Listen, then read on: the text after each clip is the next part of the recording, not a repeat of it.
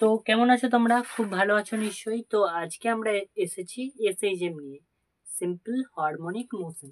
তো এটা খুবই ইলেভেনে খুব ইম্পর্টেন্ট টপিক, এবং এই টপিকটা থেকে কোয়েশ্চেন আসে, নিউমেরিক্যাল টাইপ কোয়েশ্চেন আসে। তো আমাদেরকে এটা অবশ্যই পড়ে নেওয়া দরকার, ঠিক আছে?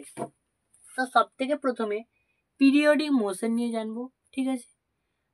তো এটা পিরিয়ডিক মোশন কি? Any motion is which period repeat particles repeat the regular interval of time।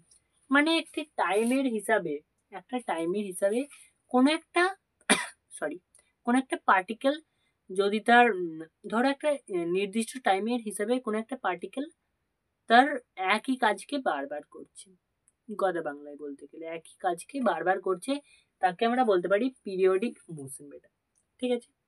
তো একটা এক্সাম্পল দিয়ে বোঝাই। ধরো এটা একটা পেন্ডুলাম, ঠিক আছে? এটা একটা পেন্ডুলাম, ঠিক আছে? তো ধরো পেন্ডুলামটা তুমি এখান